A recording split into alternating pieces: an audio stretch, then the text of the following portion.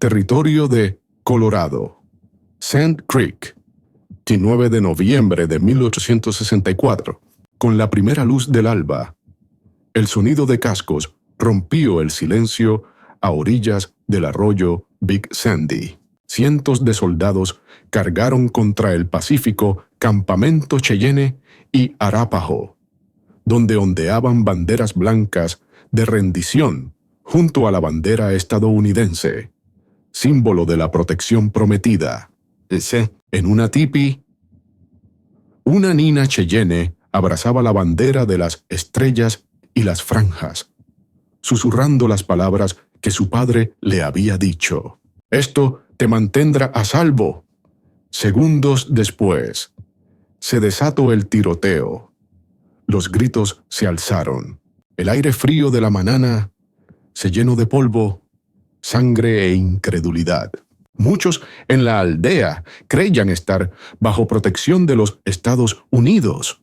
Semanas antes, líderes como Black Kettle se habían reunido con oficiales del ejército y habían recibido garantías de seguridad si acampaban cerca de Sand Creek. No alzaron armas, no huyeron. Algunos incluso cantaban canciones de paz, creyendo que la caballería que se acercaba venía a honrar el acuerdo. Pero lo que siguió no fue un combate, fue una masacre. Y lo más doloroso no ocurrió en el caos de una batalla, sino de forma metódica, planificada, ejecutada bajo órdenes. Porque el coronel John Chivington, un antiguo predicador convertido en oficial, eligió desatar a sus hombres sobre un campamento dormido. Porque las víctimas no eran guerreros, sino en su mayoría mujeres, niños y ancianos. ¿Y por qué, pese a todo, Black Kettle siguió levantando la bandera estadounidense hasta el último segundo, negándose a creer que la traición pudiera vestir uniforme azul? Las respuestas no solo se encuentran en aquella mañana, sino en las semanas, los años y las traiciones que la precedieron. Llegaron al amanecer más de 600 hombres, uniformes azules, sables desenfundados, rifles listos. El coronel John Chivington lideraba a la tercera caballería de Colorado por las llanuras secas hacia la aldea dormida en Sand Creek. El sol apenas se asomaba en el horizonte cuando sonaron los primeros disparos. No era un campo de batalla. No había centinelas ni defensas, solo tiendas de lona, mujeres preparando el fuego de la mañana y niños aún acurrucados bajo pieles de búfalo. Los guerreros eran pocos. Muchos habían salido días antes a cazar. Los que quedaban se apresuraron a tomar arcos, viejos mosquetes, cualquier cosa para proteger a sus familias.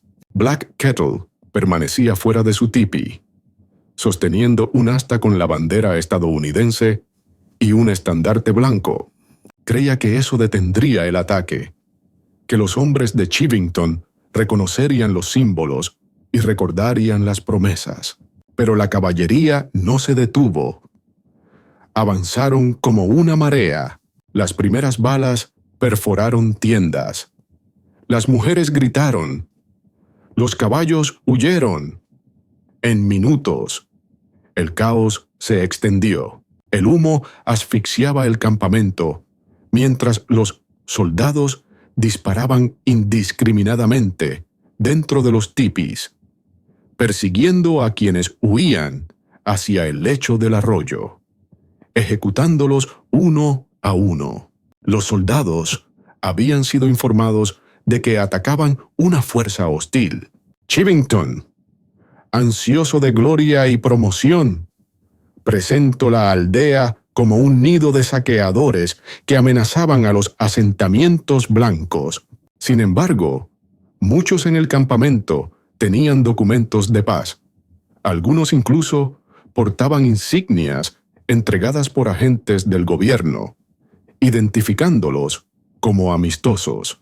No importó, las órdenes de Chivington eran claras: sin prisioneros. Manténlos a todos, grandes y pequeños. Se le oyó decir: el resultado fue una matanza, no una batalla. El jefe White Antelope, un anciano, salió al claro cantando una canción de muerte, los brazos abiertos, negándose a huir. Le dispararon y lo mutilaron. Otros sobrevivientes recordaron cómo los soldados perseguían a mujeres y niños hasta los bancos del arroyo, ejecutándolos a quemarropa. Algunos intentaron enterrarse en el lodo y ramas del lecho seco.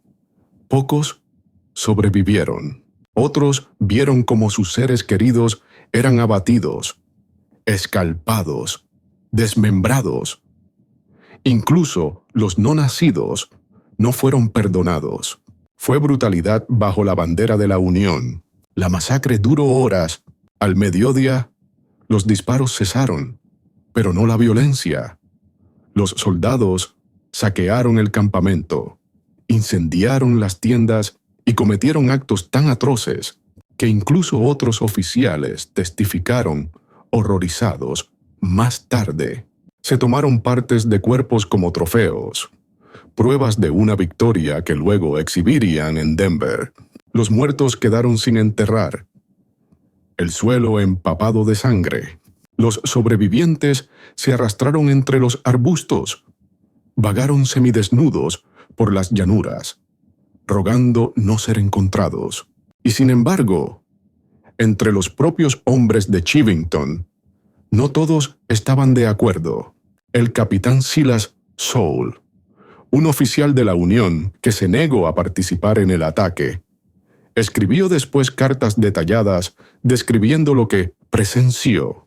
Fue difícil ver a niños pequeños de rodillas, suplicando por sus vidas, que sus cerebros fueran aplastados por hombres que decían ser civilizados. Escribió. Sus palabras resonaron en las audiencias del Congreso, desafiando la narrativa oficial y exponiendo la verdad.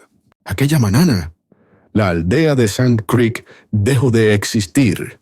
Más de 150 Cheyennes y Arapahos, en su mayoría mujeres y niños, murieron. Pero la historia no terminó con sus muertes. Se filtró en la historia, en testimonios, en la vergüenza. Encendió el fuego en el corazón de jóvenes guerreros que nunca más confiarían en banderas de paz ni en palabras de hombres blancos. Y dejó tras de sí un rastro de preguntas que aún atormentan a la nación. ¿Cómo pudo ocurrir esto bajo la bandera estadounidense? ¿Y qué dice sobre el precio de la expansión? Black Kettle no cabalgaba con una partida de guerra, cabalgaba con esperanza. Nacido alrededor de 1803, se convirtió en líder de los Cheyennes del Sur, no mediante la violencia, sino con palabras calmadas y razón. Creía que la paz era posible, incluso cuando las balas llovían desde tratados rotos. Para él, la diplomacia no era debilidad, era el único camino para asegurar la supervivencia de su pueblo. A medida que la presión aumentaba en 1864, viajó a fuertes militares, habló con oficiales estadounidenses y consiguió lo que creyó era una promesa, que si su banda acampaba cerca del fuerte Lyon, bajo una bandera de tregua, estarían a salvo. Pero la confianza puede ser un arma en tiempos de guerra. El campamento de Black Kettle en Sand Creek estaba posicionado en cumplimiento con las demandas del gobierno. Hizo la bandera estadounidense no por lealtad ciega, sino como señal visible de fe en los acuerdos hechos. Ordenó a su gente desarmarse, descansar.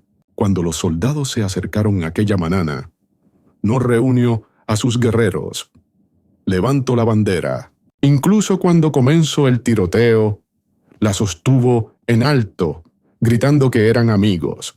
Los testigos dicen que permaneció de pie hasta que las balas silbaron en el aire. Sobrevivió, pero apenas. Su esposa recibió 9 disparos.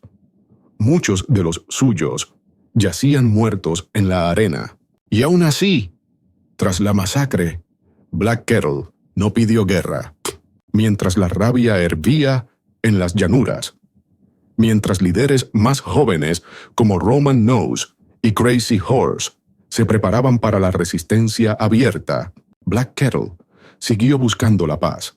Viajó a Washington, D.C., para hablar con el presidente Andrew Johnson. Suplicó protección, comprensión, un futuro donde los niños cheyennes pudieran crecer sin miedo, pero fue recibido con silencio, burocracia y un país ansioso por olvidar lo ocurrido. Aún así, regresó a su pueblo con palabras, no con armas.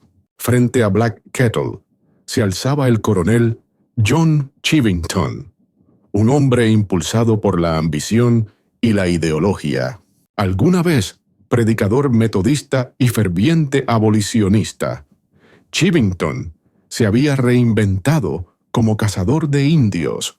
No veía a las tribus nativas como personas con quienes dialogar, sino como obstáculos que eliminar. Sus acciones en Sand Creek no fueron impulsivas, fueron premeditadas. Creía que una victoria sangrienta consolidaría su legado. En sus discursos posteriores, defendió la masacre. Yo respaldo Sand Creek, dijo. Solo he cumplido con mi deber, pero la historia no sería amable. La reputación de Chivington se desmoronó cuando comenzaron a llegar los testimonios, cartas de soldados, informes de observadores horrorizados, relatos de sobrevivientes mutilados. Las investigaciones del Congreso lo condenaron. Nunca fue procesado, pero moriría en la oscuridad y el desprestigio. Su nombre, antes vitoreado como héroe en Denver, se convirtió en una mancha en la memoria estadounidense. Black Kettle Kell, en cambio, siguió siendo el símbolo de la dignidad trágica. En 1868, 4 años después de Sand Creek, intentó nuevamente la paz. Volvió a izar la bandera estadounidense sobre su tipi junto al río Washita. Y una vez más, las tropas estadounidenses descendieron al amanecer. El general Custer lideró ese ataque. Black Kettle murió junto a su esposa, acribillados mientras huían por el agua helada. Su cuerpo yacía en el río, envuelto aún en una manta de esperanza, todavía aferrado a una fe que nunca llegó. En la historia de Sand Creek, Black Kettle no es un guerrero de flechas ni de gritos de guerra. Es un guerrero de contención, de paciencia imposible. Se enfrentó a la traición no con venganza, sino con principios. Y por eso pagó el precio más alto. Teto. Para 1864, los enfrentamientos entre colonos y ciertas bandas nativas se habían intensificado. Algunos guerreros jóvenes, frustrados por la invasión constante de sus tierras, habían atacado puestos fronterizos, pero no todas las tribus estaban involucradas. La banda de Black Kettle, por ejemplo, seguía comprometida con la paz. Aún así, el gobernador John Evans emitió una proclama que declaraba hostiles a todos los indios que no se presentaran en los fuertes militares. Era una trampa legal mantenerse alejados, significaba ser cazados. Acercarse implicaba el riesgo de la traición. El coronel John Chivington un hombre sin formación militar formal. Aprovecho el momento.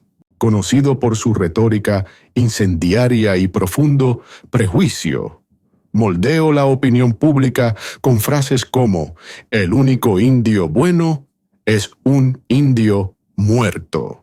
Su tercera caballería de Colorado, a menudo llamada la tercera sin sangre, había visto poca acción. Eran voluntarios, cuyas enlistas estaban por expirar.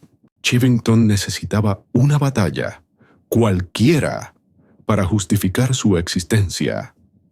Sand Creek ofrecía un blanco fácil disfrazado de triunfo militar. El ataque también reflejaba una ceguera cultural más profunda. Para muchos estadounidenses blancos de la época, las sociedades nativas eran vistas como primitivas, incompatibles con el progreso. No había comprensión de la diplomacia tribal, de cómo líderes como Black Kettle operaban dentro de un sistema descentralizado basado en el consenso. Los funcionarios del gobierno negociaban con unos pocos y asumían que hablaban por todos. Cuando los acuerdos fallaban, se culpaba a toda la tribu. La violencia se respondía con más violencia, incluso cuando provenía de bandas no afiliadas. No había espacio para los matices en la frontera. Mientras tanto, la ausencia de Washington lo empeoraba todo. El presidente Lincoln, consumido por la guerra civil, delegó los asuntos del oeste a agentes mal pagados y líderes locales ambiciosos. Los informes desde las llanuras eran contradictorios. Unos pedían paz, otros clamaban por exterminio. No había estrategia unificada, solo reacciones. Y en ese caos, hombres como Chivington actuaban con total impunidad. Pero las semillas de Sand Creek no eran solo políticas, también eran espirituales. Algunos colonos creían estar cumpliendo el destino manifiesto, el derecho divino a reclamar el continente. En sus ojos, la resistencia indígena no era solo rebelión, era herejía. Matar indios no era simplemente una acción militar, sino una cruzada moral. Esa creencia, mezclada con miedo y ambición, desembocó en sangre. Sand Creek no fue el inicio de las guerras indias, ni tampoco su final, pero sí fue un punto de quiebre. Rompió las ilusiones de coexistencia pacífica, radicalizó a la juventud nativa y expuso las mentiras en el corazón de la expansión estadounidense. Detrás de cada bala disparada aquella mañana, había una larga sombra de tratados rotos, advertencias ignoradas y una nación que avanzaba demasiado rápido para ver a quién pisoteaba. Cuando el humo se disipó, más de 150 Cheyennes y Arapajós yacían muertos en Sand Creek. La mayoría eran mujeres, niños y ancianos, muchos asesinados mientras huían o ejecutados a corta distancia. Black Kettle sobrevivió, herido en cuerpo y alma. Permaneció entre las ruinas de la confianza, incapaz de explicar a su gente cómo la paz los había llevado al borde de una tumba. El arroyo que alguna vez ofreció agua y tranquilidad se había convertido en un río de sangre. La masacre no solo acabó con vidas, destruyó una esperanza frágil de que la diplomacia pudiera protegerlos del aniquilamiento. Pero las noticias viajan rápido, incluso en una nación desgarrada por la guerra civil. Comenzaron a surgir historias, cartas de soldados que se negaron a disparar, como el capitán Silas Soule. Describían horrores inimaginables. Testigos presenciales Contaron cómo se disparó a niños a quemarropa, cómo se mutiló a ancianos y se exhibieron partes de cuerpos como trofeos. Incluso veteranos endurecidos de la Unión se horrorizaron. La imagen del ejército de luchando por terminar con la esclavitud en el este, ahora era acusado de barbarie en el oeste. ¿Qué clase de victoria era esa? La indignación pública estalló. A comienzos de 1865, el Congreso lanzó una investigación oficial sobre la masacre de Sand Creek. Un comité conjunto sobre la conducta de la guerra escuchó testimonios de sobrevivientes, soldados y observadores. Su conclusión fue demoledora.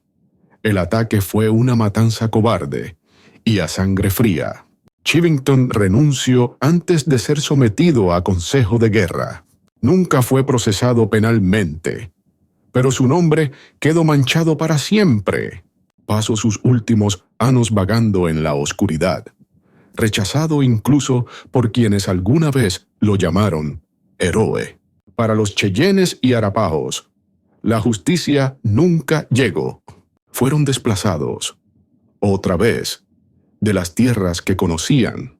Guerreros jóvenes, enfurecidos por Sand Creek, se unieron a movimientos de resistencia armada. Las batallas se intensificaron. El sendero Bozeman, la guerra de Red Cloud, la masacre de Fetterman. La confianza en los tratados se evaporó.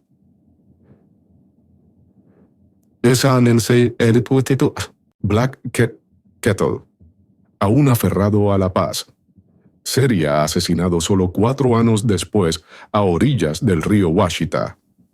Otra vez bajo una bandera blanca, otra vez al amanecer. Pero Sand Creek dejó huellas que ningún rifle pudo borrar. Se convirtió en símbolo de traición, invocado por generaciones de líderes indígenas e historiadores. Expuso cómo el racismo, la política y la ambición podían fusionarse en algo monstruoso, y obligó a los estadounidenses, entonces y ahora, a enfrentar el costo de la expansión, no solo en tierra, sino también en conciencia. Para los Cheyennes, la masacre se convirtió en parte de la tradición oral, no para reabrir heridas, sino para preservar la memoria.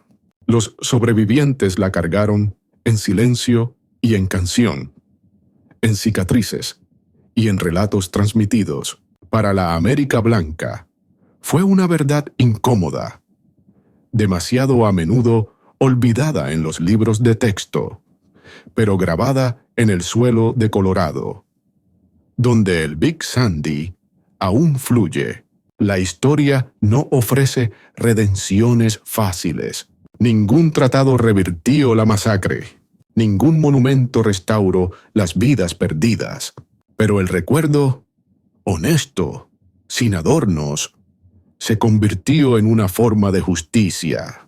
En el año 2000, el Congreso designó el Sitio Histórico Nacional de la Masacre de Sand Creek, una tranquila extensión de pradera, donde el viento aún susurra nombres largamente enterrados.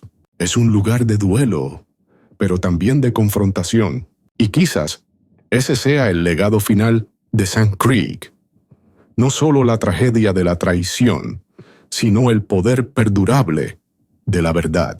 La masacre de Sand Creek nos obliga a hacer preguntas que resuenan a lo largo de los siglos. ¿Qué habría pasado si Black Kettle hubiera elegido la guerra en lugar de la paz? ¿Qué habría sucedido si el coronel Chivington se hubiera detenido solo una vez para ver la humanidad detrás de esas banderas? Y si las promesas de protección hubieran significado algo real. La historia no puede cambiarse, pero la forma en que la recordamos, sí. ¿Qué opinas tú? Si estuvieras en el lugar de Black Kettle, frente a la traición bajo una bandera blanca, ¿seguirías creyendo en las palabras por encima de las armas? Queremos conocer tu opinión. Compártela en los comentarios. Si esta historia te conmovió o te hizo replantearte lo que creías saber, considera suscribirte a nuestro canal. Activa la campanita para no perderte ningún episodio explorando los momentos ocultos, inquietantes y heroicos del pasado de América. Y si quieres aprender más sobre los Cheyennes, las guerras indias o episodios no contados de resistencia y supervivencia, explora nuestros otros videos enlazados aquí, porque la historia no son solo fechas y nombres, son sangre, creencias y las decisiones que tomamos cuando nadie está mirando. This